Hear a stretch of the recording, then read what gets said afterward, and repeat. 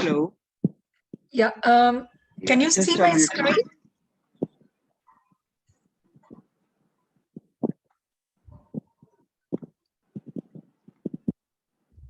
Yeah. Good morning, ma'am. Can you hear me? Yeah, I can. Yeah. Is my screen visible? Yes, ma'am. Your screen is visible. Okay. I'm myself, Sushil Kumar Singh. Okay. Good morning. Let me start my video. Speech.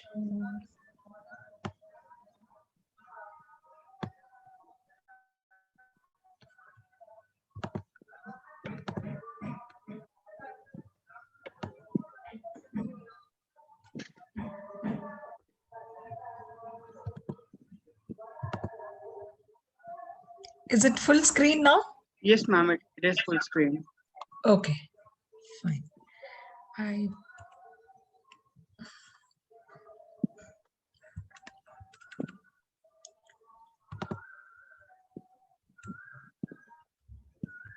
It's moving, no? Yes, ma'am. It's moving. Okay. Fine.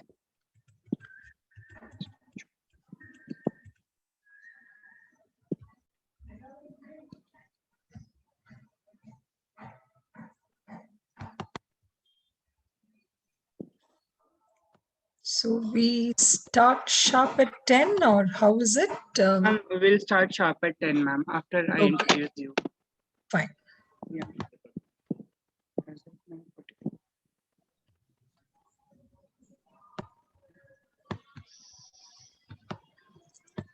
Is the lighting, volume, everything okay? Yeah, ma'am. Everything is fine. Okay.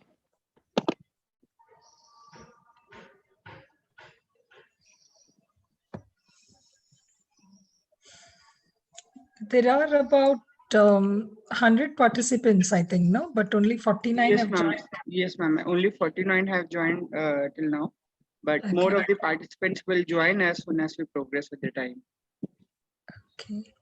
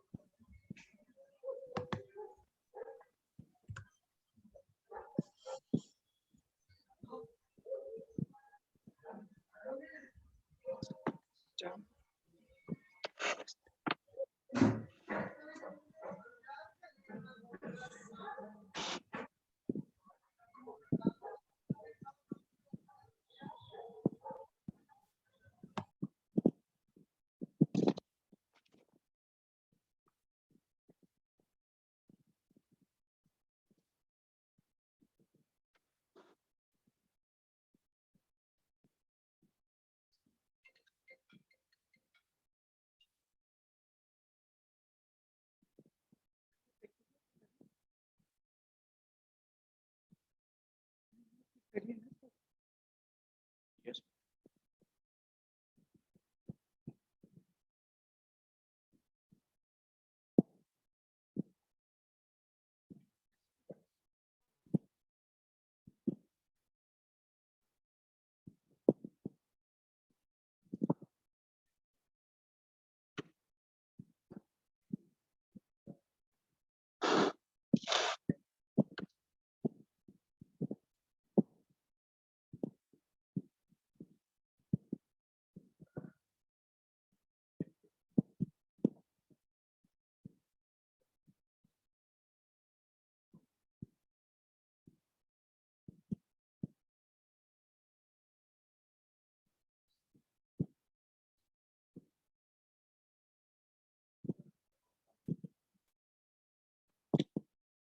Good morning, dear participants. Welcome to the day 2 of the Faculty Development Program sponsored by AICTE.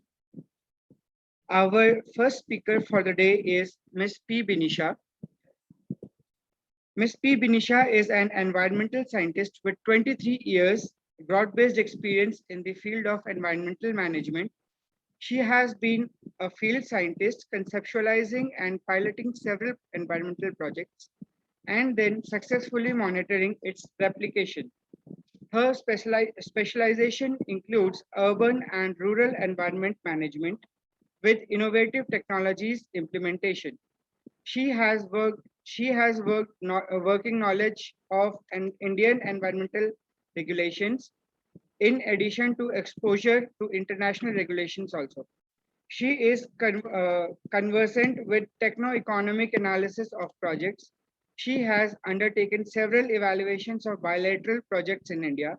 She has worked on projects of World Bank, UNDP, NORAD, GTZ, Waste Netherlands, Danida, USAID, UNEP, UNIDO, SIDA, SIDA, SECO, SDC, and others. Ms. Vinisha has undertaken study visits to more than 35 countries in Europe, Australia, and Asia. Ms. P. Vinisha is the board member of Technology Development Board, Ministry of Science and Technology, Government of India since November 2018, and chairperson of the DRC of Technology Development Board of the same board. She is member of AICT's Ministry of HRD Green Campus Committee. She is also the panel member of PBD Convention 2019 on Waste Management. Ministry of External Affairs, Government of India. She is the expert member of Ministry of Human Resources Management, MBA in Waste Management Curriculum Development, and IGNOU Certificate in Waste Management Curriculum Development Team.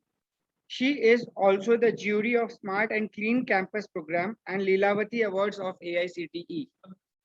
Ms. P. Binisha is one of the expert resource persons at International Center for Environment Audit and Sustainable Development of the CAG, India. She has been a member of Tata Council for Community Initiatives between 1998 and 2000.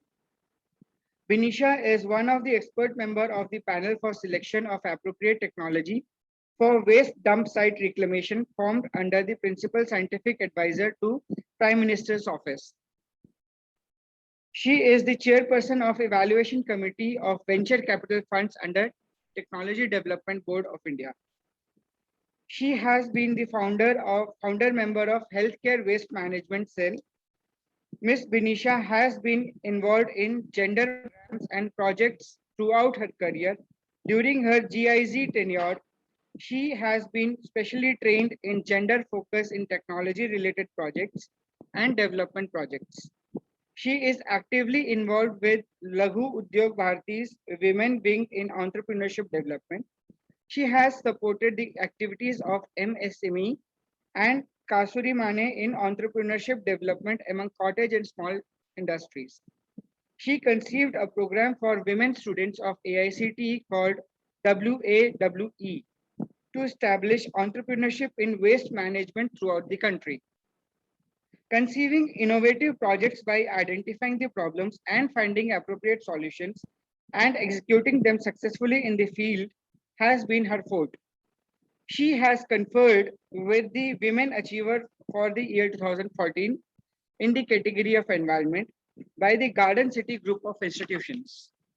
Prior to working with International Institute of Waste Management, she was heading the South Zone Office of GIZ IGEP, German Development Corporation, which is a German government undertaking for a period of 15 years. Environmental Division of TERI Bangalore for 5 years and worked in Center for Environment Education in autonomous body under the Ministry of Environment and Forest for 2 years. Now, ma'am, I request you to kindly take on the session from here onwards. Thank you. Thank you, Dr. Ajit. Now, I hope, there are 60 participants. I hope the rest of them will join slowly. But to begin with, thank you for the introduction. And I have been throughout working in the field of waste management. So this is my pet subject. I hope within this 1.5 hours, I will be able to give the kind of information that you're looking for. So what I would do is right away start with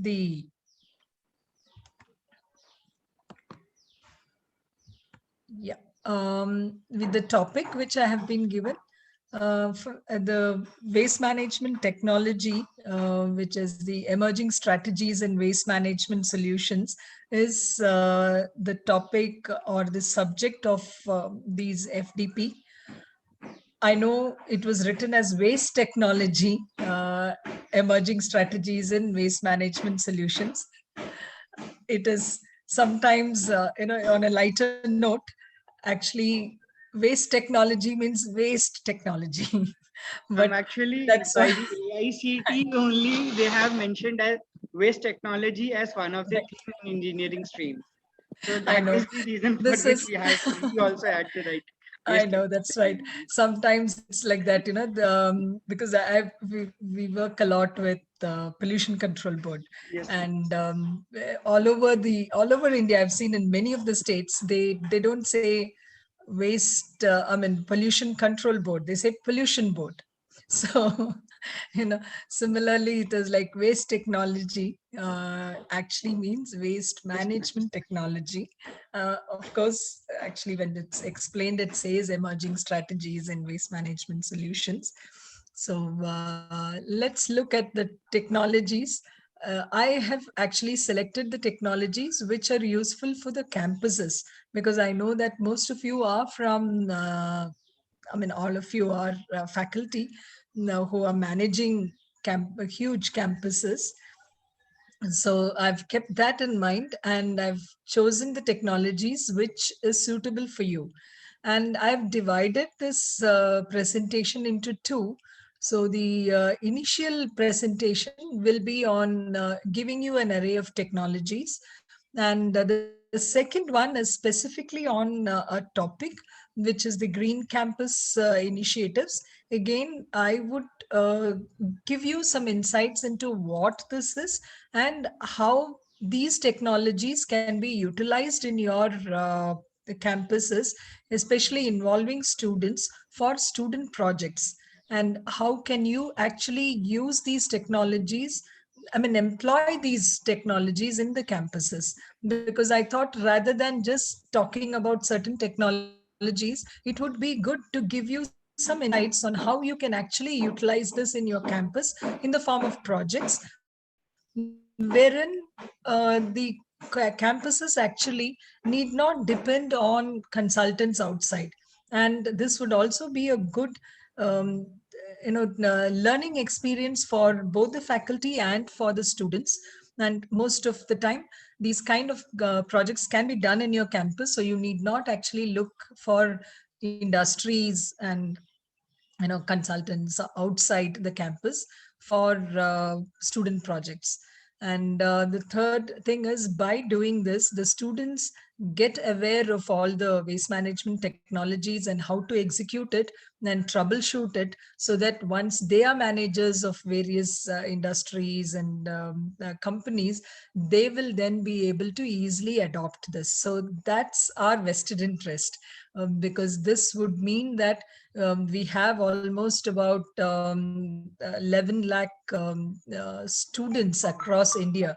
So this would be something which we are really looking at, which would the entire country will benefit. So that's again another reason why I've taken the second part of the presentation mainly dedicated for this. Excuse me, I'll just mute my.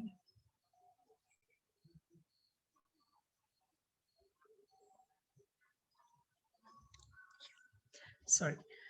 So the presentation outline is, I would give a brief about IIWM, that's the International Institute of Waste Management, and then an introduction and background. I'm sure yesterday you would have got some information already on this, but I would just go a little brief on this to put you into perspective. And then the array of technologies, as I mentioned. And here it would be on all kinds of waste, both waste as solid and also as liquid. So solid waste management, e-waste, then wastewater, plastic, construction demolition waste, and others. And the other one is what I mentioned, which would be the Green Campus. So IIWM is actually, it was started in 2009 as a program of the Department of Science and Technology, Ministry of Science and Technology. And it was housed in Bhopal, which was supported by the MPCST. And this finally, it was quite successful, and then it evolved into a full-fledged organization, which is a non-profit organization. And we work pan-India. We have our head office in Bangalore, and the registered office is in Bhopal. We have offices for Northeast in Shillong. Then for the Western region, we have in Jaipur. Then Delhi, we have a liaison office, and Bangalore is the head office. Our main motto, or how we work, is that we try and bridge the gap between governmental programs, schemes, legislations, and the implementing agencies, where they are actually doing the work on the field. So we try and bring in or support both these ends. And we work on all waste management aspects. We take up technology evaluation, capacity building, policy support, and implementation projects. Some of our flagship programs are, we do a lot of programs with Pan India on something very innovative. Like, we work with the government, but also we work with agencies like cricket stadiums. So we work with cricket associations. We work with campuses of Green Campus, which is getting education institutions. We work with corporate sector, like Toyota, then BIAL, Tatas. So that is again on setting up some value parks, innovative regions where it is like a theme park, where all waste management technologies are live, and people can come and actually look at it. It's something like the water theme parks and Disneyland and all that, but with waste management. Formalization of informal sector. We because e-waste, not only e-waste, in all waste management today is mostly being undertaken by informal sector. So this is one sector with whom we work quite a bit. Then we do evaluations for Swachh Bharat Mission. We work with women for in entrepreneurship development. Then we also did a lot of training programs for various states on COVID waste management, that's in biomedical waste. So we have doctors, nurses, we train them. We also try to find out new standards, new technologies which can actually aid in biomedical waste management. Hazardous waste management, we've set up and implemented from concept to commissioning, and also in operating huge facilities, especially the Karnataka hazardous waste management facility. And then sanitation improvement projects in the rural sector. We have several cluster projects which we have done. This is mostly in the CSR kind of activity. So this is in brief some of the activities which we do. So that's an introduction of our organization. And now to dwell into our topic today on technologies in waste management.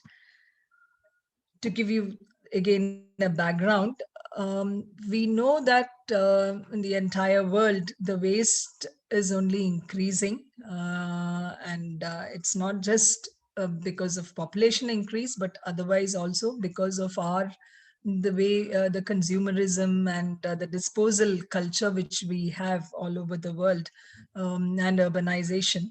The waste currently, about 0.74 kilograms, that is 74 grams per day, is what is the average, the world average of generation per capita.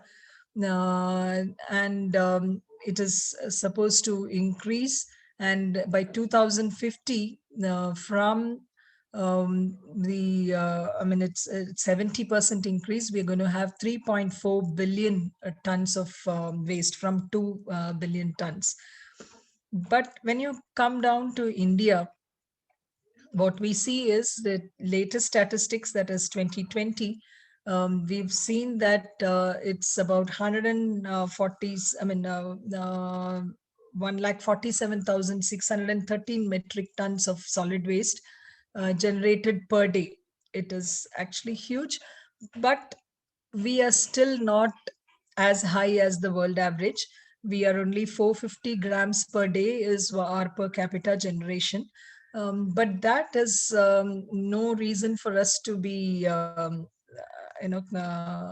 happy about, because our per capita is increasing at a very, very fast pace, because we are a country which is urbanizing very fast, and we are also getting into this disposal culture a little too much. So when it is 2050, when the world is trying to reduce at the same rate, if we go, we would be one of the first in generation, or on the top. So that is the reason there is a concern. If you look at who's generating more, Maharashtra is generating the highest. Sikkim is the lowest.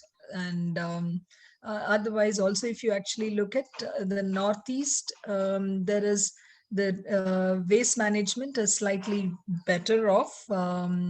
And maybe culturally, and also because of population is also low, and urbanization, industrialization is also slightly lower. So maybe that's the reason.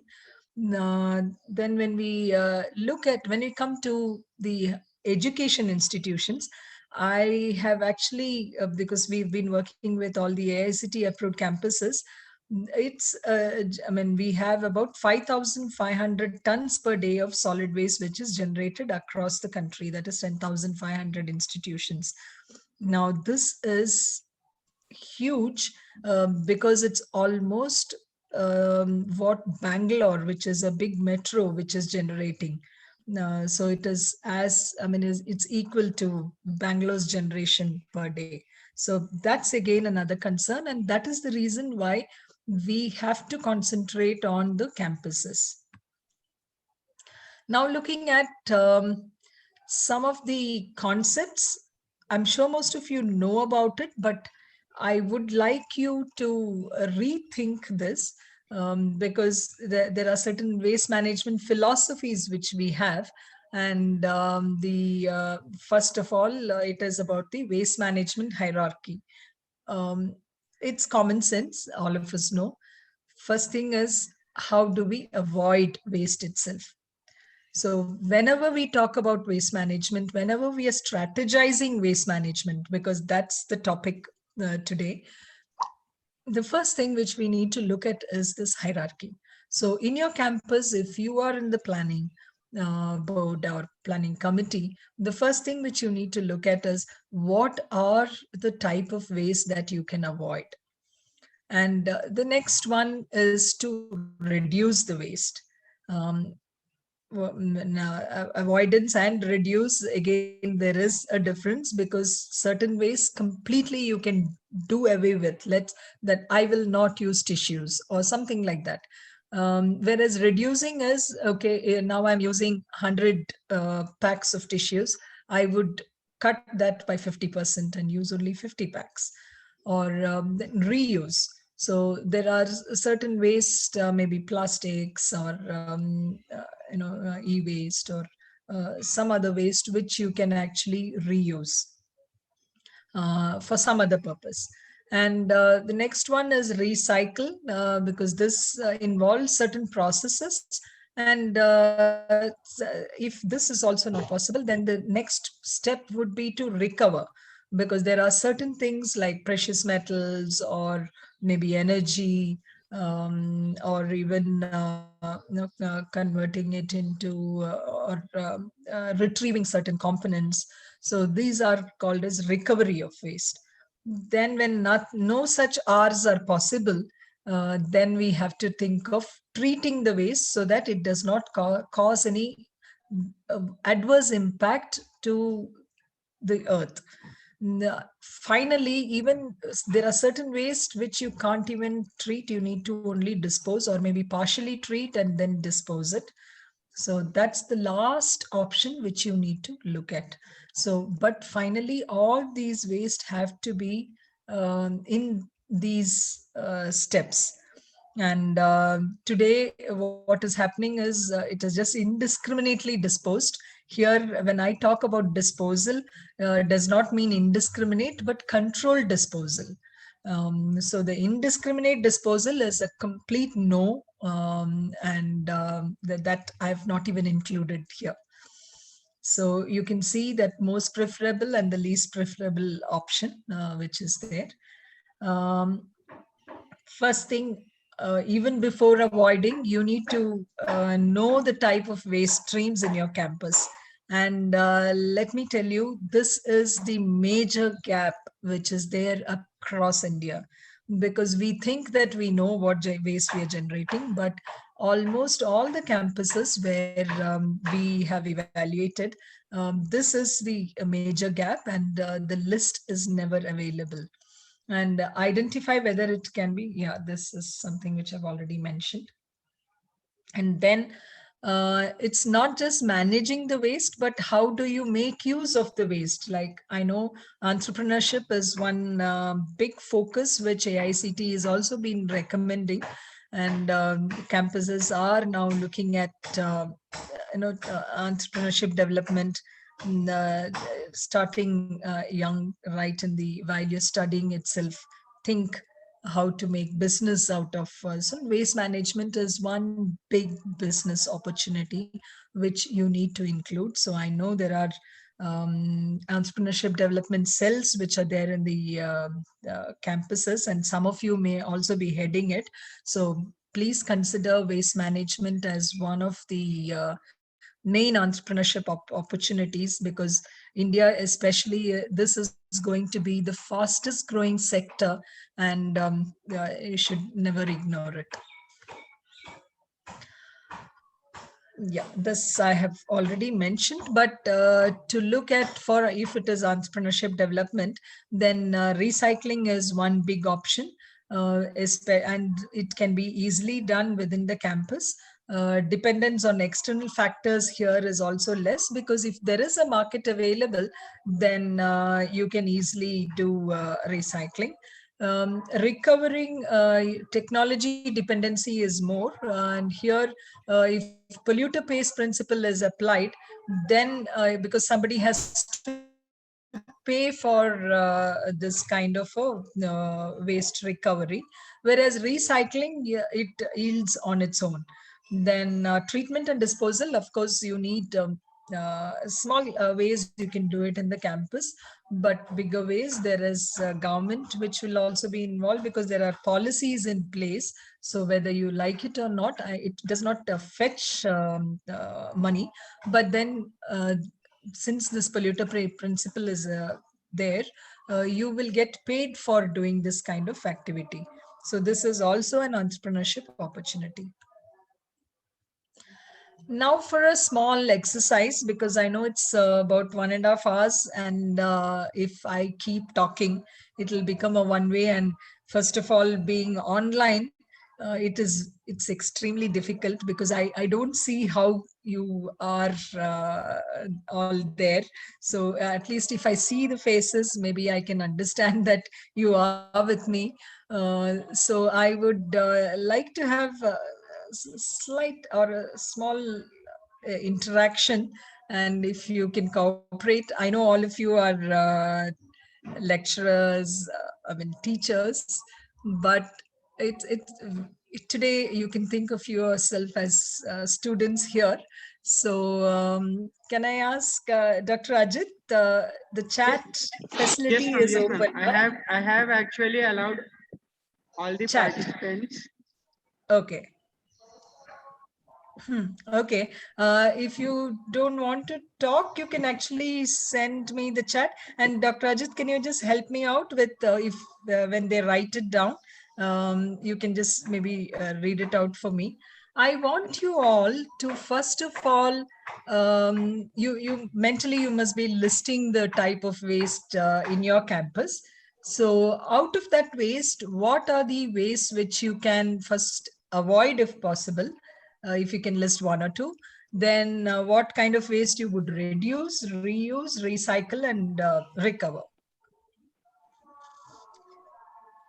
If you can just list it out and either send in chat, or if somebody wants to want to answer it. Yeah, participants. In your campus, what is the waste which you can avoid? One or two, if you can just give me.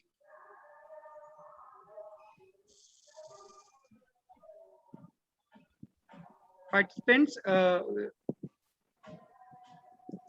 Okay, I'll give you an example. Maybe yeah, you ma'am, can some of the participants are actually typing the answers typing. over Okay, here. Yeah, okay. it's See, plastic, like Tetra agro Packs, waste, no? solid waste, paperless campus can be there. Reduce the paper waste. Okay. Single-use plastic should be avoided. Okay. Yeah, then waste segregation is an important thing which all the institutions should focus on. Okay. Chemical waste, management of chemical waste that is being generated by the institutes. As Okay, that is for what? Chemical waste is for avoiding or reusing or recycling. Under what does it come? effective management of chemical wastes. Okay. Okay. I asked you to put it under these R's. So where does it come? Okay, under these 3 R's. Yeah. Okay. So reduce and reuse plastic. So chemical Yeah. waste. Some people have already told about avoidance, like Yeah. single-use plastic. can be Recovery of the avoided. chemical waste if it's possible. Okay. Okay. Good. Okay. Can you be specific? Whoever has written this, the chemical waste, which chemical can be recovered? Participants, you all can unmute yourself, and this session can be an interactive one. Whosoever is typing can actually unmute themselves and can speak directly with Vinisha ma'am.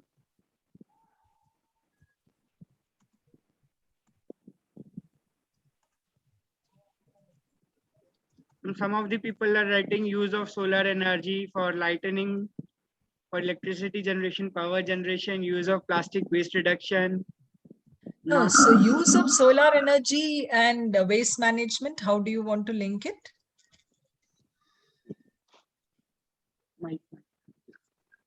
Participants. Unmute करना. Hello, participants. Participants, yeah, you can try now. Try now if you can unmute yourself. Yes. For that, sir, I would like to highlight that whatever the electricity we are using, the power generation is there. Like we are using fan, we are using the lights, we are using n number of the things which are based dependent on the electricity. So if we can generate the solar energy to light up such things, so it is going to reduce our consumption. It is Okay, not. that's energy consumption. Yeah. Yes, right. Today, I think we are mainly talking about solid waste and liquid waste. Energy, of course, waste reduction, conservation is also there. But I think here our topic is mainly on solid and liquid waste. Okay. But there is also a connection of solar panels, especially when it comes to recovery. Because Okay. the solar panels today, most of the campuses are putting up the solar PV. And what is happening is once you put it there, then you forget it.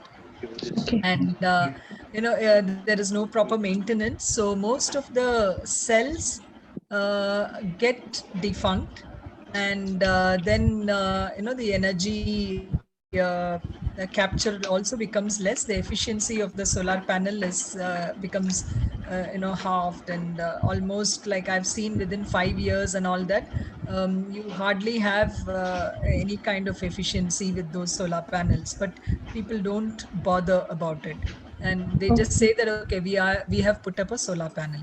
But this replacement is very important, and that there is silver in all these lamps, and that can be recovered. So that is actually an emerging technology, and which in India especially, there's a lot of focus now, because we are also giving a lot of emphasis in solar panel, solarizing our country.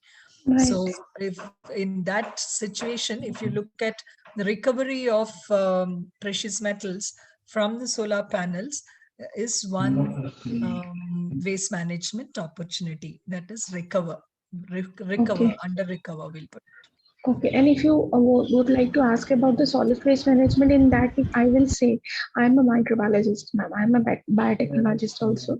So by Okay. using the bioremediation and a biodegradation approaches, like by use of the bacteria, by using the combination of a bacteria, we call it as a consortia, or by using the fungus, we can go for the reduction, and that will degrade the complex matter into a simple substrates that can Yeah. be a source of a food for other organisms. Yeah, I will come to this particular thing. Good that you have mentioned it. The next topic in technology, I would actually highlight that in one of Okay. the technologies. Okay. Thank you. Thank you so much, ma'am. Right. Yes. Thank you so much. Yeah. What about reuse? What is it that you can reuse? Some of the participants have asked you that using of the biomass cycles have ways to that so that they can be used as a fuel also. Okay, first part I didn't hear because it was not audible. Now, Can you repeat? briquetting of biomass, now making Right. bricks. Yeah, that's good. Actually, you've gone into the technology directly. Right. Now, I think at least now you have a hang of what it means, right? How to reduce, reuse. Now, if I ask you a question on what is the total waste that is generated in a camp, in your campus, how many of you can answer it? Do you Hello. know what is, yeah, Good morning, ma'am. I'm Nitin. I'm from yes. SRM, Chennai. Okay.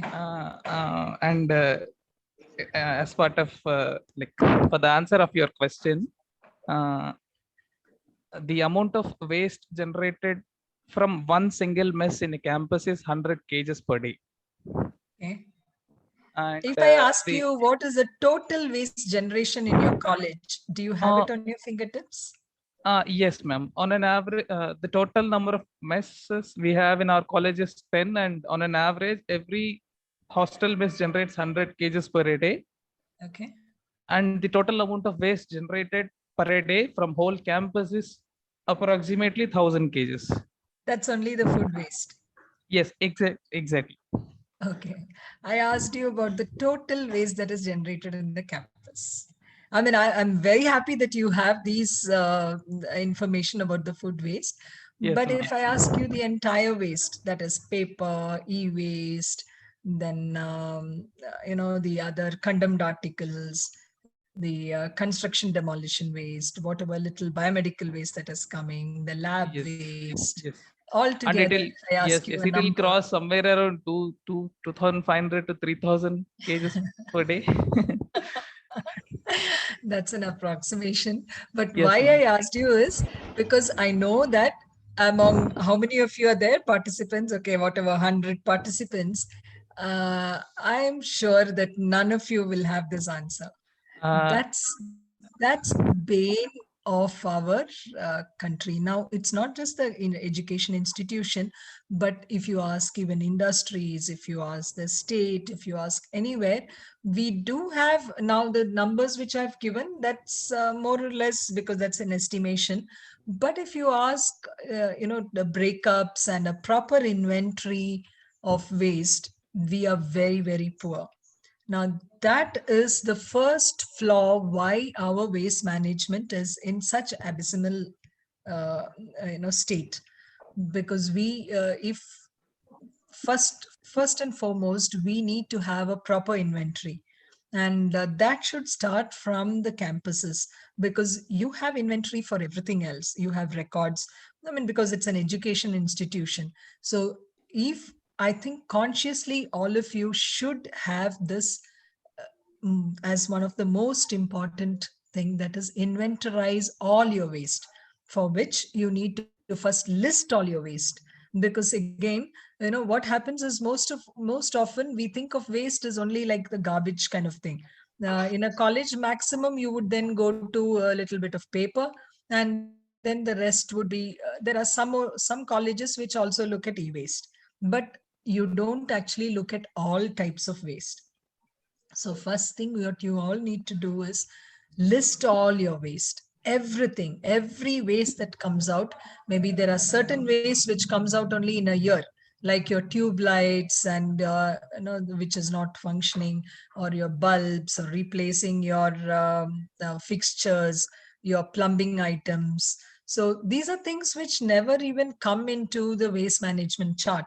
So first list out all types of waste that comes out, and then inventorize it. You need to have a spreadsheet in your college. And if you do this, the rest will just follow. So, and then you will know, once you collect it, then you will get to know how to you make use of it, or how to dispose it, how to treat it. That's the second step. But once you list it, 50% of your waste management strategy is done. So learning from here, the first and foremost thing is to list the type of waste. Now for this, you can actually involve your students and the faculty, and anybody can do this. And you don't need to have great skills in this. But once you have this, then you can have enough papers published on this, because then you will know what is the kind of trends, you will know what type and how to use it. So this is one major project which you will have to do, which every campus can actually start doing it. And I'm sure it's not done. Maybe one or two items may be done, but if you look at the entire waste spectrum, it won't be available. So have a spreadsheet, then make a program out of it, and then see how you can reduce it, and what kind of strategies you can develop. And then put it in these different R's, so that the next steps can follow. Okay, so that's the first learning. Next one. Why do we require waste management? There are almost about 36 pollution control rules or acts which are applicable, which is from the Ministry of Environment, Forest and Climate Change, which has been issued, and legally all of you are supposed to comply with it. But I know there is a rule, but there is legal implication. But the campuses, most of them are not even aware that there are so many rules which you need to comply with. Now, this is one of the reasons why AICT, NAC and all that have come out with guidelines and handbooks mentioning what you need to do in waste management. So if these rules are applied to the campuses, all the campuses can be closed in India, because one or the other you must be violating. But it's not, I mean, our aim to do that. It is our aim to actually see how much of compliance you can actually get into. Then, as I mentioned, AICT accreditation handbook also, guidelines on waste management is mandatory. So you will have to comply with it. NAC certification also, there are points which are given for waste management, and there are audits also which have been mentioned. Then for voluntary, but all these are legal requirements, but much more than that is our commitment and our voluntary effort. Being education campuses, value system is where you give importance, and in that value system, creation, that's especially for a better nation, better human beings, better earth. You need to create citizens who are your students today to know all these waste management aspects, because today resources are becoming scarcer, and it's like becoming less and less in the world. So it's important to actually look at waste management. Now let me go into the technologies. Yeah, composting. Already, I think there was this biotechnology professor who mentioned about utilizing different types of microbes. Now, composting is one technology which utilizes in situ, which is in the waste, whatever kind of bacteria, fungi are present, they will act on the waste and biodegrade it. There are both aerobic and anaerobic methods. And this is mainly used for biodegradable waste, which is like food waste. I know the SR college from Chennai also mentioned about the food waste from the canteens. So this is a way which you can actually do, which is composting, which is a basic technology, which is an age-old technology in India, which has been followed, which is as simple as just digging a pit and then covering it with leaf litter and a layer of earth, and then leaving it every day so that it gets composted.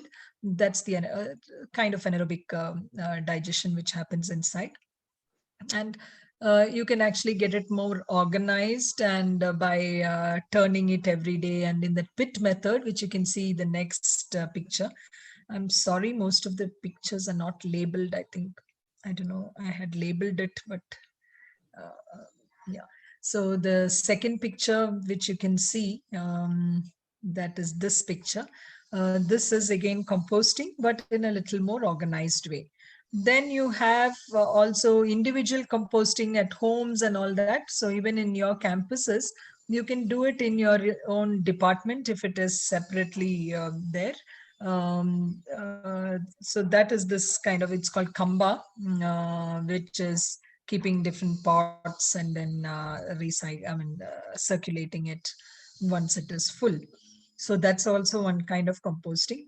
There are a little more higher technologies of composting, which is like with organic composters, which is something drum rotation, and there are electricity which is used in forced drying and a little bit of charring, and then composting the rest of the material. So there are the various technologies which are there in the market today, which will increase decrease the number of days of composting by playing on the drying and charring a little bit, and then the rest of it is composted. So this is being done. Bio drying using solar energy or electricity, and reducing the volume, that is by removing the moisture content, and then composting. That's also certain technologies which are followed. Now these are used mostly, it's very good for campuses like yours, which will then, because there are huge quantity of waste which is generated.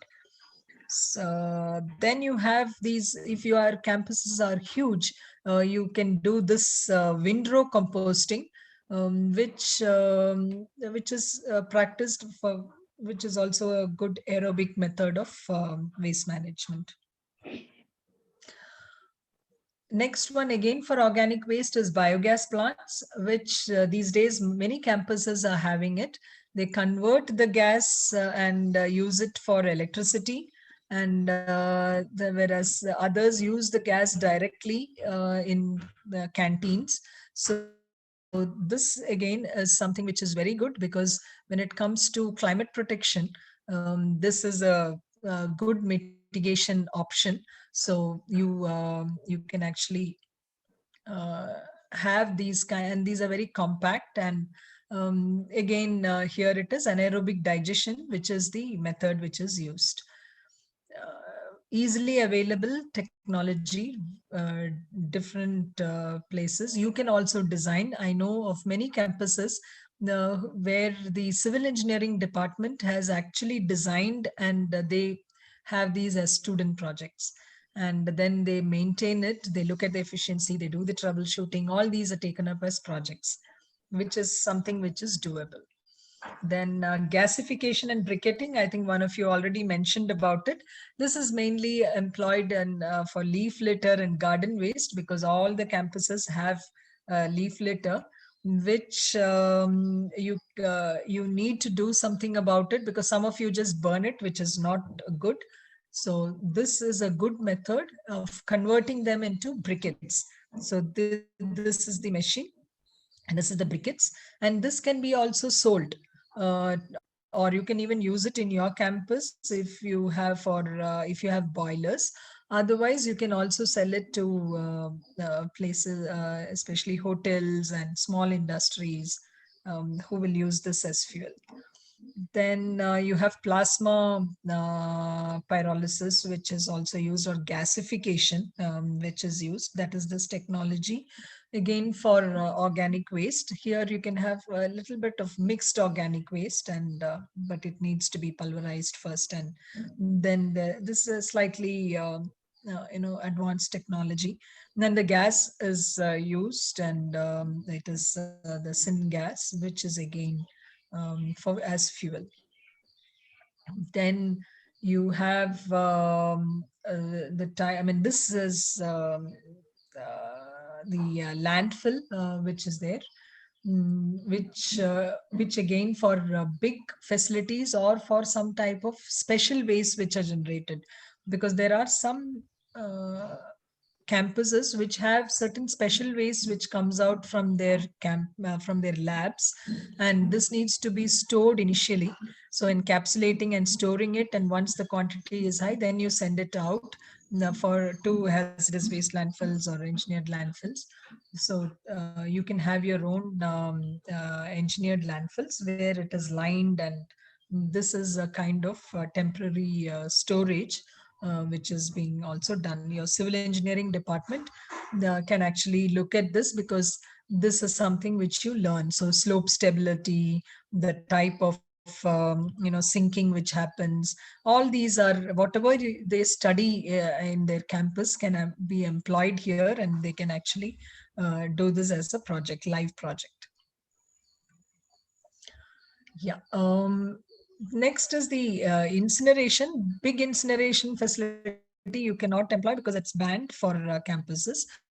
But sanitary napkins, now I think this is also mandatory. Almost all the campuses have in their toilets, common toilets. Now, this is another method to treat the sanitary napkins.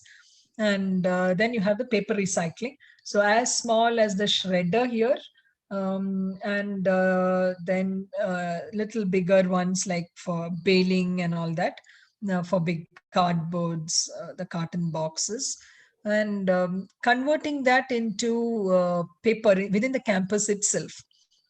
Handmade papers, which is also like pulping and then making it into sheets and then reusing it in your own using it back in the campus, so that you can have a zero waste campus with, one is paperless, but also whatever little paper you're generating, that you can actually convert it. So that with paper, you can have a complete circular system established in your campus. Then you have municipal solid waste, again for the last type, which is the mechanical biological treatment. These are for huge campuses, because I've also worked with some of the campuses which are almost like a town. One example is the Manipal campus, which is the entire town is Manipal campus. So such places, you can have these mechanical biological treatment, which is sorting into different fractions, and this for unsegregated or semi-segregated waste. Then you have the refuse derived fuel, that is RDF, again for dry waste, and these are all the different fractions. These are a little more advanced, and huge campuses, these kind of technologies can be employed. So for paper, for plastics, for Tetra Paks, all metals and all that can be sorted and recycled. Now, the other technologies for other wastes are e-waste, especially e-waste recycling. I know of one or two campuses which have set up e-waste recycling units as entrepreneurship within the campus itself. And they are doing R&D, and also they are doing incubation centers on e-waste management. So even if you don't do it as a full-fledged recycling, you can do until the dismantling. But here you will need special permission from Pollution Control Board. And this is actually another good way, because you have many of your campuses, you generate a lot of e-waste. And this is a good exercise for the electronic waste, electronics department, for chemical department, even for civil engineering people.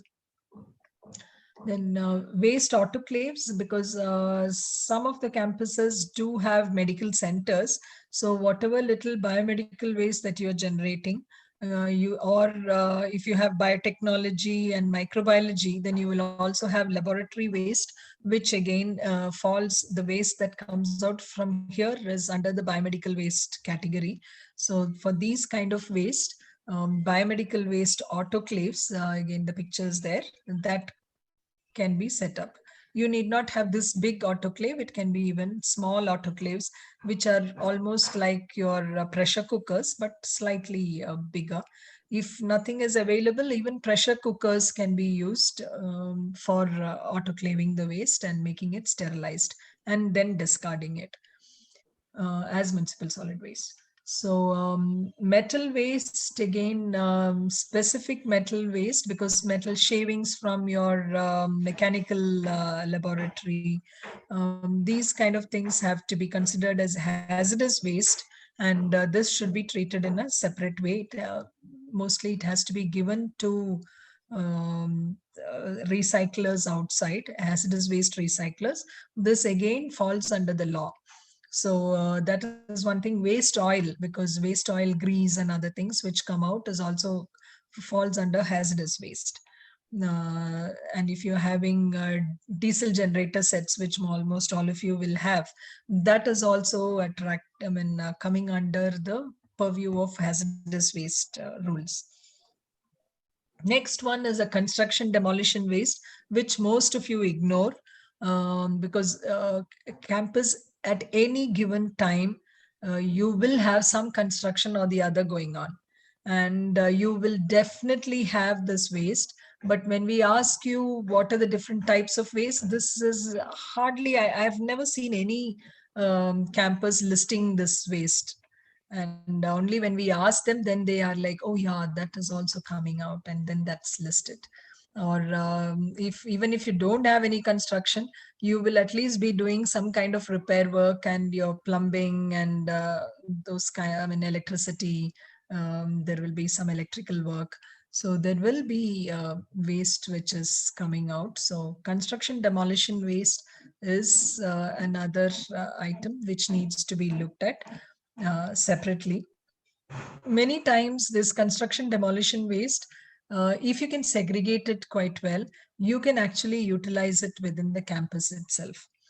And you can make small bricks out of the old waste, and pavement. It can also, once you can convert that into aggregates and use it under the roads which are being laid, or for the pavements. And there are various methods of recycling this C&D waste. Right. And now coming to the wastewater technologies, these days, most of the colleges are having their own STPs. But again, there are different methods with which you can do your STPs.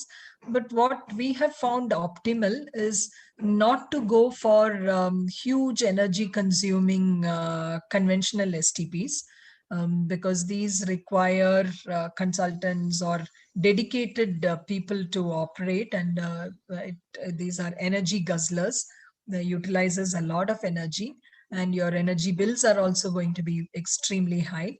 So instead of that, if you can actually look at natural STPs, especially there are some patented technologies like EcoParadigm's DTS technology. There are decentralized waste management, wastewater treatment facilities. So these kind of STPs would be ideal for campuses. There are many who have installed it. So they don't use any chemicals, they don't use any energy, external energy.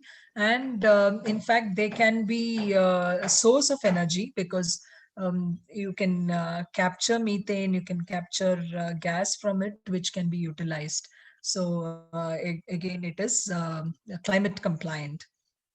So this is again good for many of your biotechnology projects, because bacteria which is in situ acts on these and degrades the wastewater.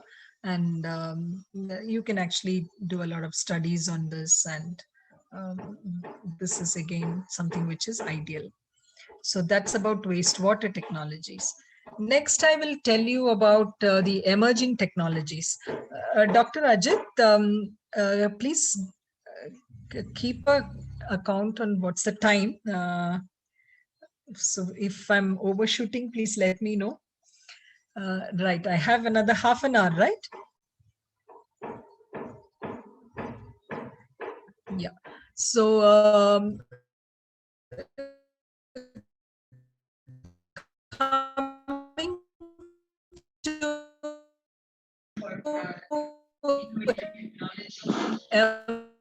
emerging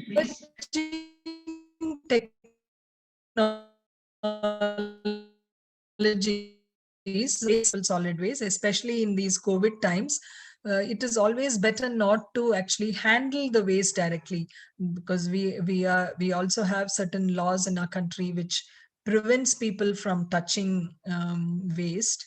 But um, we know which is hardly practiced everywhere. They don't even use gloves in many places.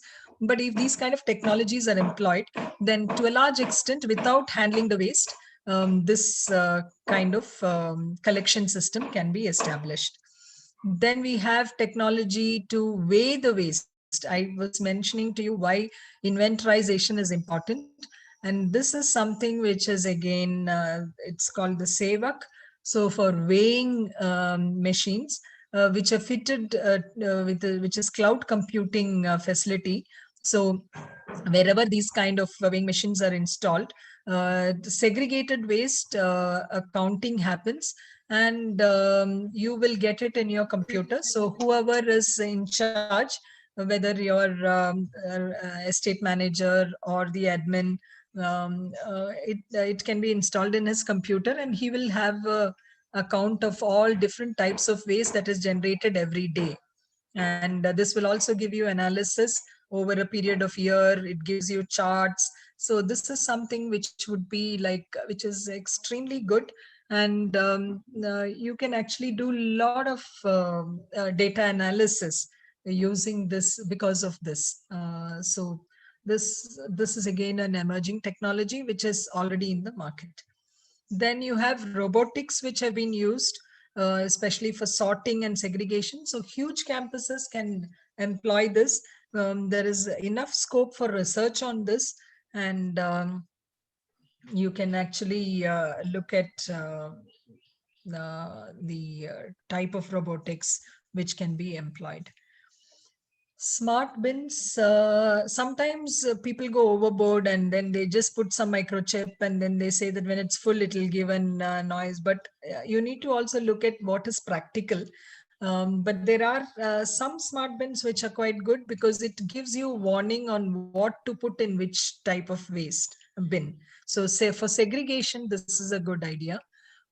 Especially in public areas, and even in your campus, in areas where there is you don't have a control, but there are people who are coming in and going, the visitors, the floating population. For them, this would be a good idea, because there it can help. Then artificial intelligence for sorting of waste. AI is now being used a lot for waste management.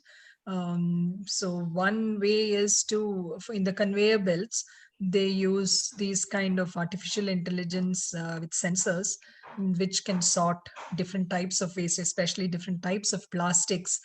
And as soon as it sees, it can recognize, and then this is very good for further recycling at a later stage. Virtual waste is something which is very, very new, which is being looked at. Because all of us have a lot of data, especially campuses. I'm sure historic data also you're storing.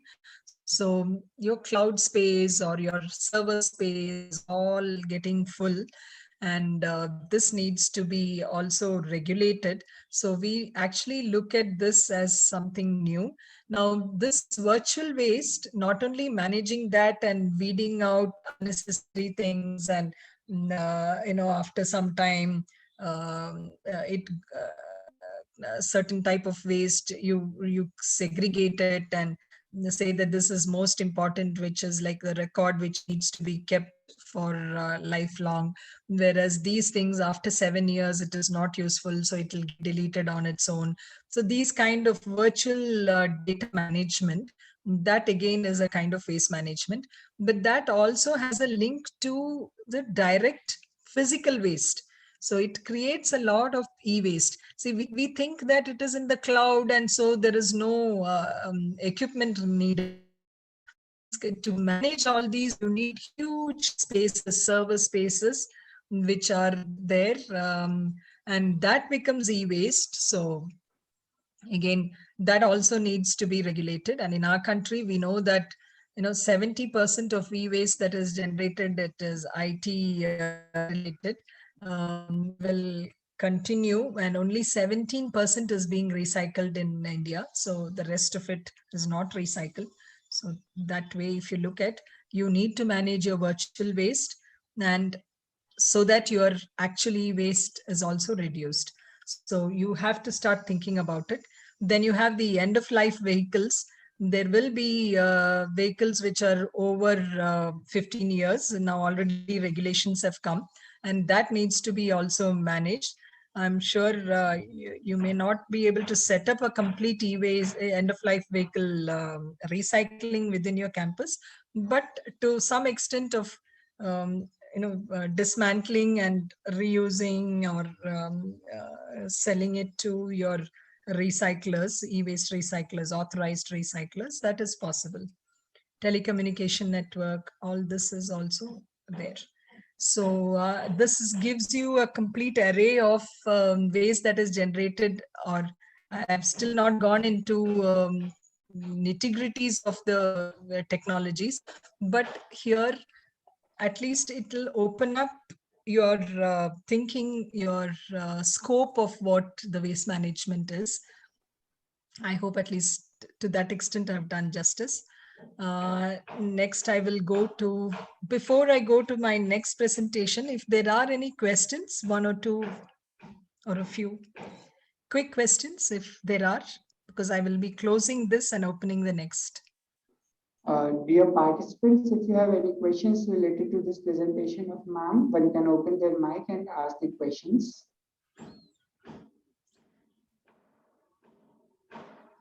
Dr. Ajit, I have another half an hour. Yes, right? ma'am. You have another 45 minutes, ma'am, with you. 45 minutes.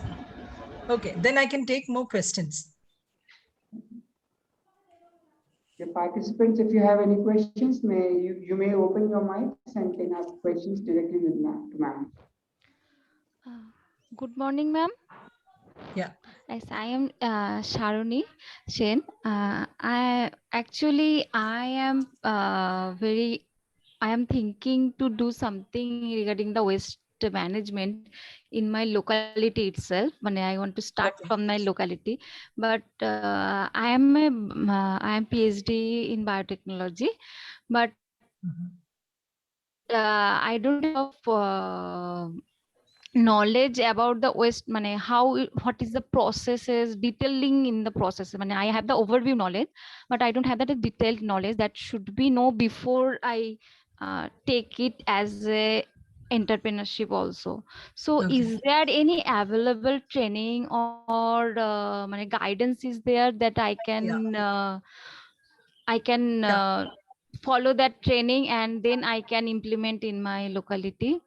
Yeah, we do offer training programs in a year, especially for entrepreneurship training, 1 or 2 programs, depending on the number of participants who can join in. We do undertake, so you can write to us, and so that what we will do is we'll intimate to you when we organize it. So at least about 10 to 15 participants when we get, we usually organize. So those Okay. are specific for entrepreneurship training. And these are training programs which are organized, and certificate training programs. So Okay. that's something which Okay, can be. that's why I need to send an email to you Yeah, itself in your email yeah. ID. You can see on the screen that's Yes, p.vinishek. yes, I have noted it down. So you can write to Okay, us, and then when there is, we'll inform you. okay, okay. Thank you very much, sir. Yeah, any questions on the Ma'am, presentation? Yeah, Dr. Drupati Yadav, yeah. how could we initiate the critical thinking of startups in the field of waste management as it's not preferred area by the students? I couldn't hear it clearly. How could you? Ma'am, I will repeat it. The Yeah. question. How could we initiate the critical thinking of startups in the field of waste management as it's not a preferred area by the students? Ma'am, Your if you voice is very, it's dissipating. can open the chat box, the question in the chat box. FRP, is it? What was it? I didn't. Ma'am, if you can Dr. open Ajit, the can chat you box. repeat? Hello, ma'am, am I audible? No, voice is fully dissipating. Just a minute. Ma'am, that sir is saying he'll post the Yeah. question in chat box. No, if you can repeat it, because your voice No, I ma'am, can even hear. I cannot. I was not Because I able to- couldn't hear clearly. So I thought maybe it's my problem, but No, when no, no. you're talking, I can. Everybody. Yeah, I couldn't. The voice is just dissipating. Yes. Ma'am, the question is, ma'am, can you hear me? Yeah. Ma'am, the question is, how could we initiate the critical thinking of startups in the field of waste management as it's not a preferred area by the students? Okay. Right. See, that's what, no, whenever this is again an attitudinal issue, because people think of waste management as something very, something very low, or, we still have that mental block. But that is why, that's also because we have been, when we think of waste management, we only think of how it is being collected. People are completely messy and all that. So that is what comes into our mind when we think of waste management. Whereas actually, if you go to some of these Western countries and all that, there the waste management is undertaken by college students. It's considered to be a little hip activity, because they get highly paid for very few hours.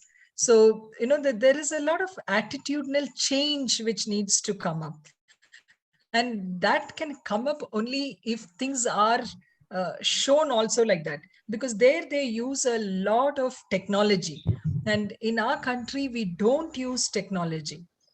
And we do everything in a very hard and difficult manner. It is not just because there is a lot of money involved in it, but somehow we don't, that's a lot to also do with the management, the municipality, everybody, because for collection, for transportation, we don't give much importance. And that is why it is done in the way it is done. So we use the worst kind of vehicles, the condemned vehicles for waste management. We use the broken kind of, even at home. If a bucket is broken, then we use that for storing the waste. In a way, it is good that you reuse, but it also shows your attitude. So waste management is something very lowly. That's how it is considered. But that should change. And so that is where the critical thinking, first of all, attitudinal change is important. And if you are talking about waste management, see now what is happening is you're using robotics, you're using AI. These are things where even for the space technology, you use the same kind of things is what you're using for waste management. So there is a lot of scope on such things, and now it is also being employed. Various big metros already have started using all this, the GPS systems, the segregation systems. So if you look at all this, there are ample avenues for doing entrepreneurship and research in waste management. So that's the way you need to orient your students. So when they are studying, whether it is developing programs, so for your computer students, how can you develop programs in waste management? How can you have, if it is electronics people, how can you have control systems which will do a lot of controls in your segregation, in your treatment of waste, and wherein you don't have to really look at what is the temperature, what is the pressure. All these are controlled by PLCs. So how do you write programs for it? And what kind of sensors you can employ. So every department that you have, if it is management department, what kind of strategies that you can employ, what kind of financial schemes that can be utilized, what kind of way you can bring down the ROI. So you name the department, and I will tell you what kind of projects you can do.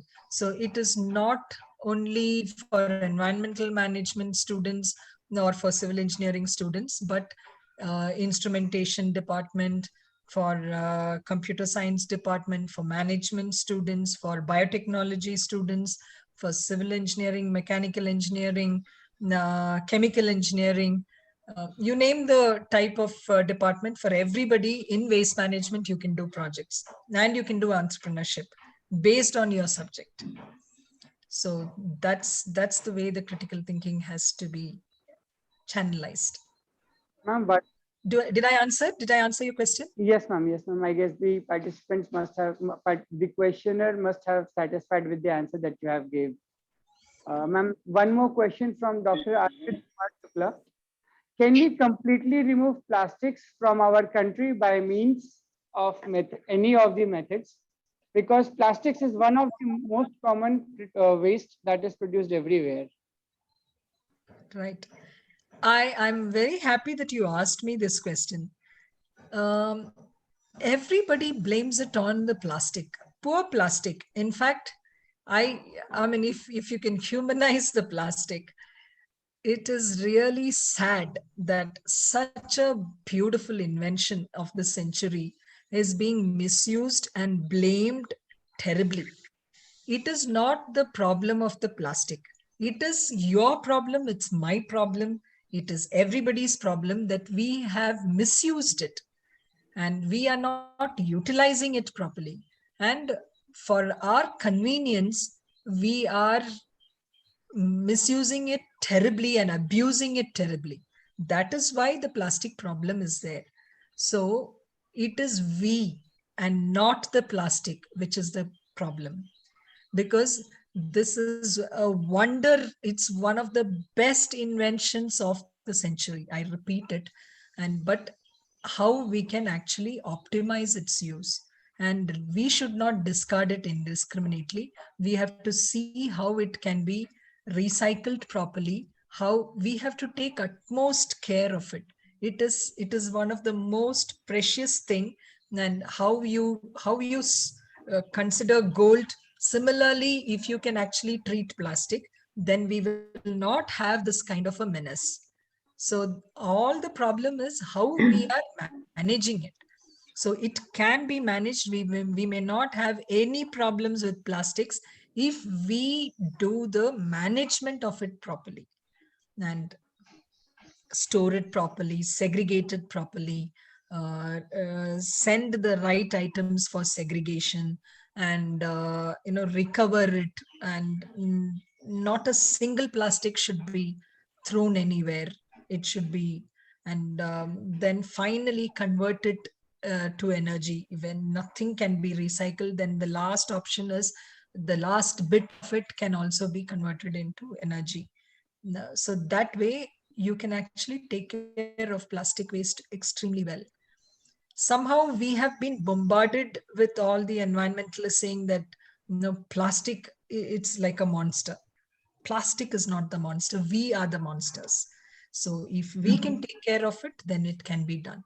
So that kind of, again, relearning is very important. Agree, ma'am. Agree with you.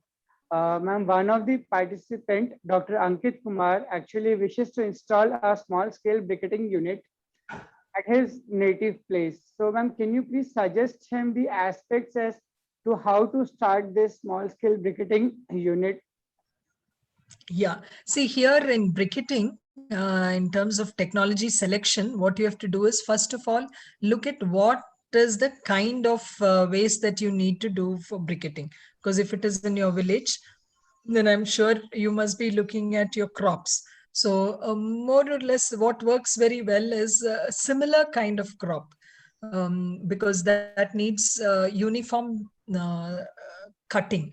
So that shredding of that waste, if you put different types, like you put a big branch of a tree and a small grass from or a wheat, or the stubbles or something, all if you put it mixed together, then this technology does not work. But if there is a uniform kind of waste, then the shredding, so for all this you need to look at what is the quantity. So based on that, first you have to size the technology, and then look at what kind of blades are available, because the sharpness of the blade, because it's not a major technology, it is only simple technology, but there are some few tips which you need to really take care, especially with regards to the blades and the capacity, because it's not just the weight but also the volume which matters. So the shredder should be in such a way that you have to consider the volume. And once you have these information, then I think anybody can operate it. It is not very difficult, and it's a very good technology. And the final thing, when you make that briquette, you also have to look at where you can market it, because long travel distance, if it is there, then the economics will go kaput, because it cannot work. So you need to have your final utilization of this briquettes very close, so within 5 to 10 kilometers, then it makes good economic sense. And you should not think of only one industry and all that. You need to have at least a few. That's anyway marketing techniques you must be, as an entrepreneur, that's important to know. So once you have all this, then briquetting can be thought of as a good entrepreneurship. So few tips. Good morning, ma'am. I have a question, Yeah. But I'm from Nirma University. I'm Dr. Nasreen Munshi, and we have a green campus spread across 100 acres of land. And Nirma University is very well aware of its social responsibilities, and that is why we have a good management. We are doing very nicely. We are managing our solid and wastewater also. We are managing whatever the waste that is generated from the canteens is being composted along with the garden waste, whatever that is collected on a routine basis. So the compost which is we are making, it's being used for beautification of the highways around Nirma University in Ahmedabad. So, and also used in the gardens as a manure. Apart from that, we have a 4 lakh liter capacity STP over here to treat the wastewater which is generated in the campus, because we have hostel facilities also here. So we are able to manage a lot with all the amount of wastewater as well as solid waste which is degradable in nature. But I have a question, like as you mentioned, e-waste is now growing up. So on campus, how can we take any useful or feasible strategy to take care of the e-waste? Because nowadays it is going to increase with time, and Right. that we also First heard of all, that. you need to know you need to know the type of e-waste and the quantity of e-waste, because sometimes what happens is, if your college has a system where there is a take back which is arranged with your vendors, then you might have very less quantity of e-waste. So you need to know the type and the quantity and the season when it comes in, because you won't have e-waste generating every day. So when is it, how much quantity, over a period of what? So those kind of inventory, once you establish, then you will know whether it's worthwhile setting up the plant within your facility or not, because Like I am aware of only the kind of system wherein the metals can be recovered with using some bioleaching technique. That is what I have heard so far, and I have seen also people for using. that you need huge quantity of waste. Yes. So Only then you can do all otherwise, that. So on an that individual kind of campus thing you will basis, definitely not. we cannot employ, Yeah. right? Yeah. Okay. Thank you So so you much, can't do ma'am. that with your waste only. You should also think of other, maybe then you should have a facility which collects waste from your entire township, from entire Ahmedabad and all that. Then you can think of that as a, so that's why I told you inventorization is important, because then you can decide on what type you can do. So Thank you very mostly in much. campuses, it's dismantling, which is what dismantling and reuse of certain items is what you can actually think of. But there is this question, because many things are usually the vendors themselves take back, and they will send it for recycling. So you need to look at what kind of vendor management policies you're having. Yeah. Thank you, ma'am. Thank you Uh, very much. Ma'am, can we take 2 more questions? Right, yeah, and then I'll go into, because many things are being answered here, so my next presentation becomes easier. So I would like to answer questions. Okay, ma'am. Then a question from Dr. Ravindra Kumar Mahato.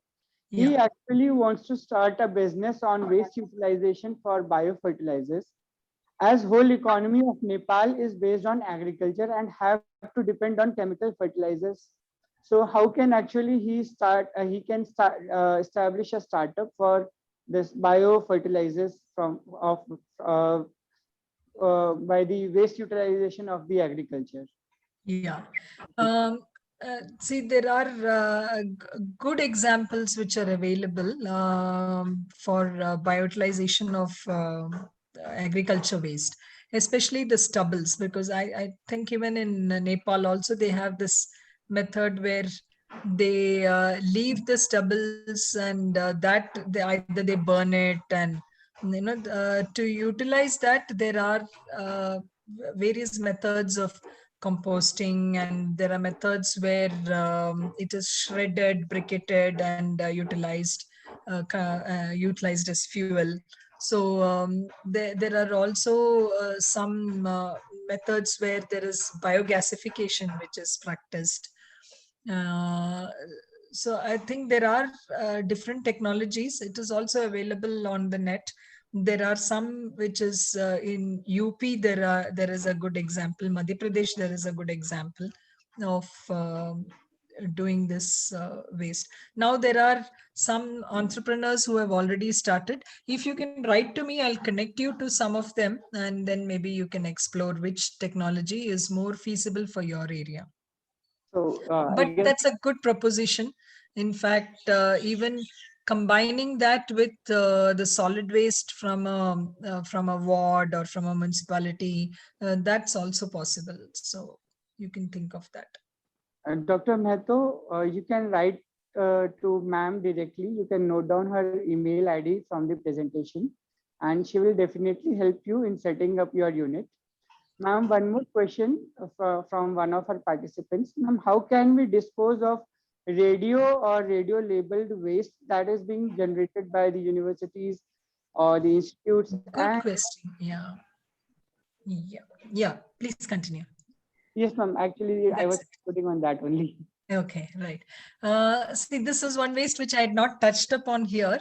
Now, in our country, actually, all the radioactive waste is governed by a separate act, which is and the guidelines which is issued by BARC. So far, almost all kinds of this is one waste which is being managed extremely well in our country, be it from hospitals or be it from industries. It is taken care of quite well. So what you can do is these wastes which are generated, I'm sure you must be storing it in lead containers for the half-life, shelf life and all that. You can approach BARC and they have methods where they pick up these waste. So you maybe even if you don't want to store it, once you put it in the lead container, you can actually they will come and arrange for the pickup. But otherwise, there is no other method where you can take care of it, because for radioactive waste there are special methods and you need huge quantity also to do these kind of treatment and all that. And they take care of all the waste of the country. They have very good SOPs which are managed, maintained. The best thing is that one should write to the BARC and they BARC, yeah, you will have to approach them. That's a single point organization contact. So just write to them and you will definitely find solution for it. Okay. Ma'am, we can start our next presentation now. Thank you. Yeah.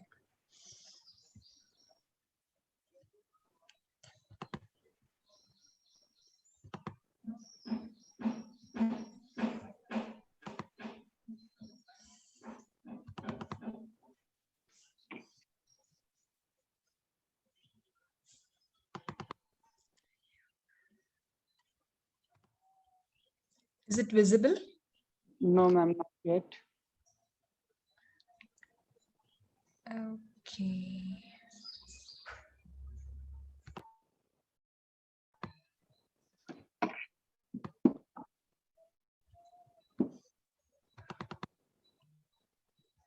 Yeah, ma'am, now it's Now visible. it is visible. Yeah.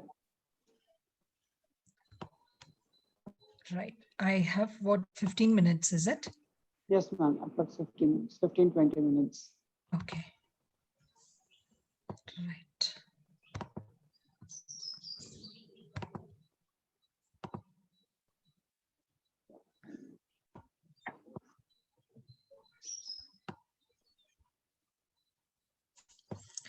Yeah. Now we have the full screen, right? Yes, ma'am, we have. Okay. So as I mentioned earlier, this is about the Green Campus Initiative. So I heard a few of you telling that our campus is green, but what we do is we certify this. So unless it is certified as green campus, you cannot call it as green campus, because you need to know where you stand in terms of rating. So that is why AICT has entrusted us with implementing this initiative. This is a completely AICT driven program, and it started in 2017.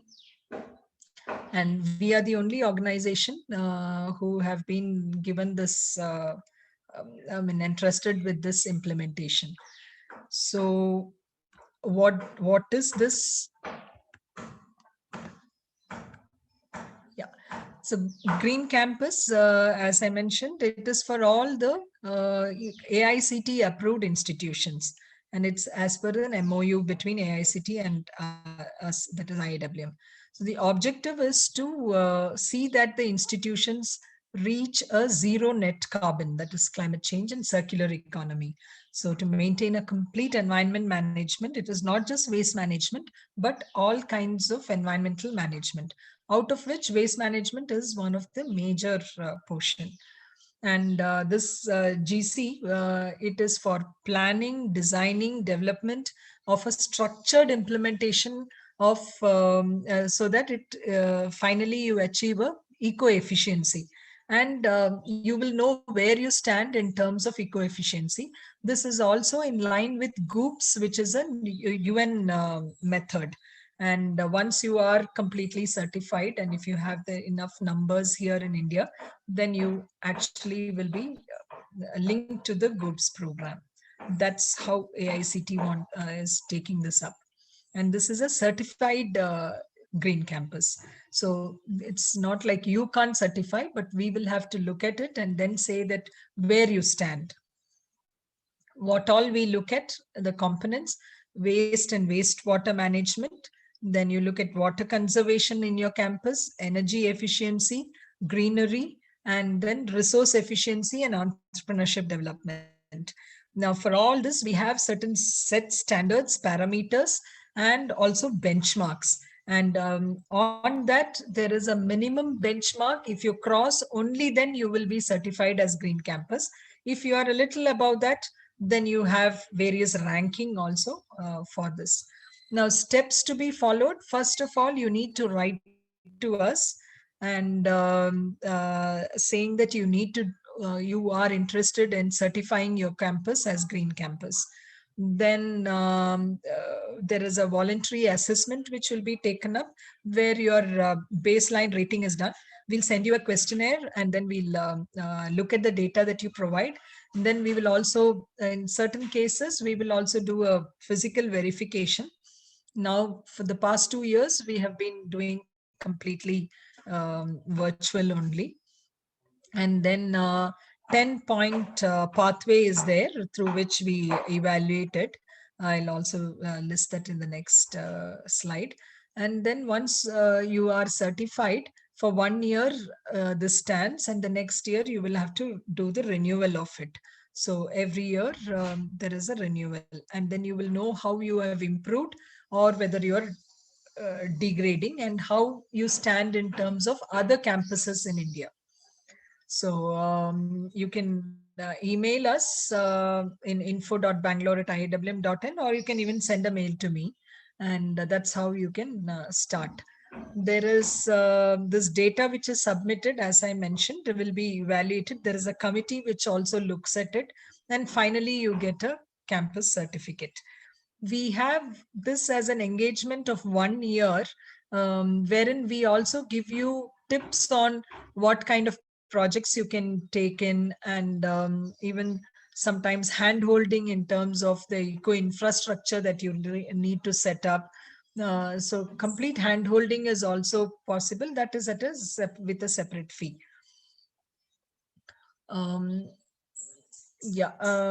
This year-long commitment will really make you design all your programs within your college in a different perspective, because you will be looking at your entire environmental, whatever you do, you will actually try and orient it in an environmental way.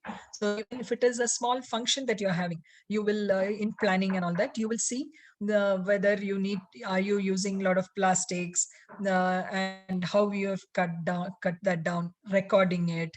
And then all your student projects, all your club activities, and the NSS activities, everything you will orient it in this way. So it really makes your campus think very differently. And that's the ultimate goal of today's topic also. That is how you can strategize and have a complete waste management and environmental management within your campus. So first and foremost, the eco infrastructure that needs to be in place, which is water conservation measure like rainwater harvesting, waste management, which is STP, energy conservation, which is solar PVs and solar heaters, or even solar drying. and also other kind of changing from incandescent to LEDs and other energy conservation options, HVAC and other things, how we will look at transportation within the campus, then greenery development. So for all this kind of infrastructure, lifestyle changes like resource efficiency, how you monitor that. Like if you're thinking of paper, what kind of policies you will take so that all those I've mentioned earlier. Then the climate change measures, because how do you actually calculate the CO2 emissions from your college? What is your carbon footprint? So these kind of things you will be able to really pinpoint and give numbers to it. So you will, when I ask you, or when anybody asks you, what is the kind of carbon footprint your college is generating, you will have it at your fingertips. What's the waste management? What's the waste generated? Last year to this year, how much efficiency have you brought in terms of energy conservation? What is in terms of numbers, you can actually give all this. So that is where we are leading this green campus. And then outreach and upscaling. So some of you already mentioned about the community initiatives, how your students can get involved in community initiatives within, either you adopt a village or a town or just the wards or the panchayats or the city, the municipal corporation where your college is located, how you can help them and how you can get involved in waste management or any other social activities which brings in points to your green campus. So that way, if you reach to that extent, then you have platinum certificate. So yeah, costing is again, a lot of cost savings can actually be got, because benefits of this I've also mentioned earlier. It actually helps in branding, your international appeal, a lot of cost savings within your institution you can see. And by doing this, actually your management will save a lot of money. So from just a green rating to silver rating to gold rating to platinum rating, depending on what are the infrastructures and to what extent within the campus, outside the campus, how you extend and go. And by that's how you improve. And mandatory physical re-audit is done every 3 years. The first year it is only one visit. This is the kind of certificates which you will get. Yeah.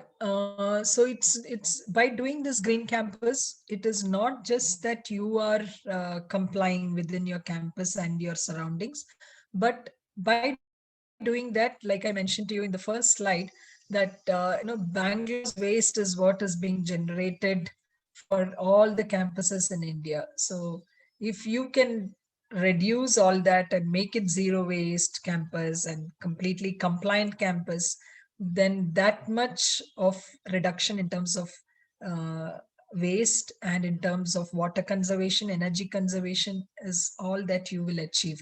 So it is definitely going to be a good thing for the entire country. Then the student project, I already mentioned few of them. You also asked me some entrepreneurship projects. So within the campus itself, starting from inventorization up to writing small programs, making, having entrepreneurs in your own college for recycling.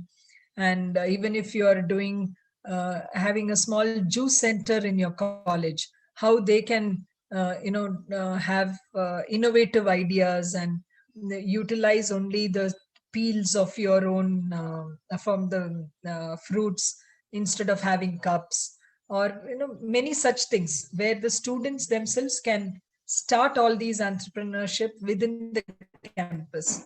And instead of giving your canteen and other things to outsiders, or employing municipal people to come and collect your waste, it should be done by the students and they collect money for it.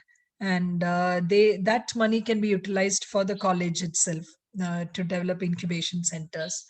So these way there are ample opportunities which you can do, and even for community initiatives.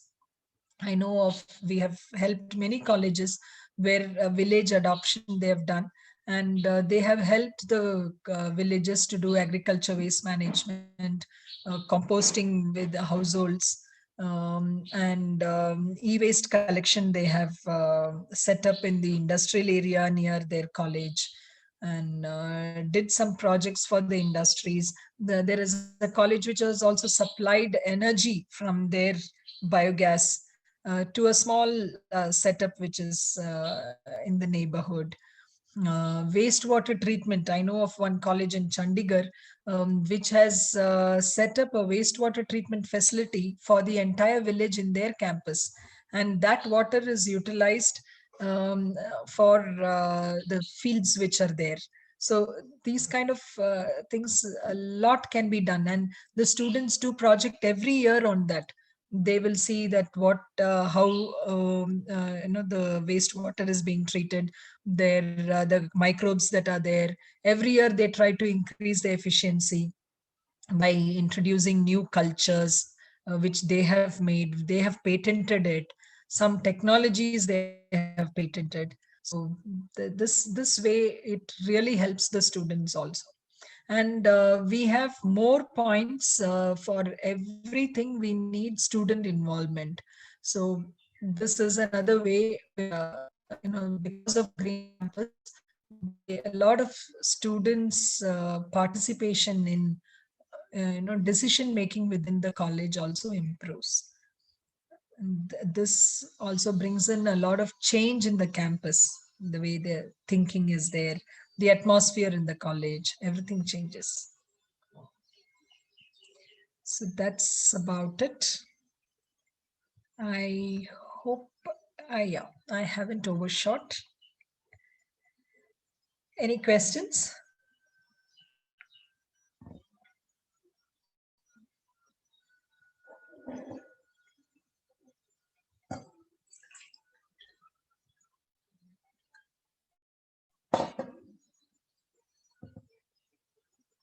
Any questions? Sorry, my mic was off. Thank you, ma'am, for such a wonderful session. I am sure participants. Hello, Sushil. Yes, sir. Yeah, please. Just I want to share my thoughts with ma'am. Sure. Yeah. Please. So, thank you very much, ma'am. A wonderful lecture we have listened on waste management by you. Thank you. Certainly, after some time, it will become the major problem of the world. As today, there are hills of waste approximately in all major cities.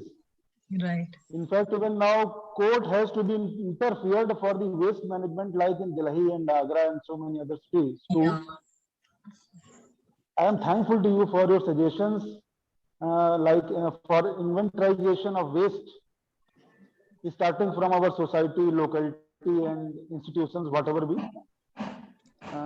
One question was put up on the less participation on the startups of waste management by the students of our respected participants. Yeah. And I also want to inform him that various startups have also working very good on waste management, like food bank, plastic banks, etc. And various schemes are there, which are supporting in this field. If you have really any supportive idea in this field, so, ma'am, I am really thankful to you for such very informative session, as this is directly connected not only to us, but our next future generation. Very true. One, ma'am, very important thing that you are explaining so well and simple way. How a simple way, that is very really admirable and appreciable, ma'am. So, thank you, ma'am. Thank you very much. Thank you for this wonderful thank session. you. Okay, thank you. Thank you. Hope at least there is a change. The way you think, once you go back to your campus, whatever I have done today, if at least a few of the things can be implemented, at least the way you think, if it has changed, then it has it's worth it. Yeah, yeah. Sure, ma'am, sure. Thank you, ma'am, for such a knowledgeful and informative session. I am sure participants might have gained a lot from this presentation. This will motivate young researchers like us to work more on developing effective and sustainable strategies for waste management and making our world a better place. Thank you, ma'am. Thank you. Thank you, Dr. Ajit. It's quite helpful. Thank you for supporting me. Thank you. Thanks.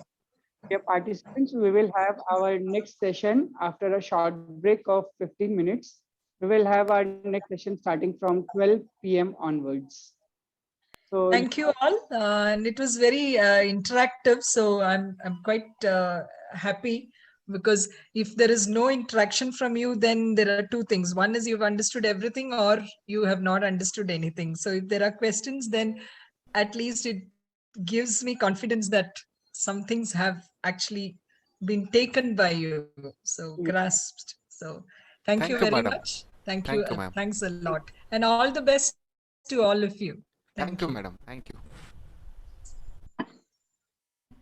Have a good day. Take care. Bye. Thank you. Bye. Welcome, ma'am.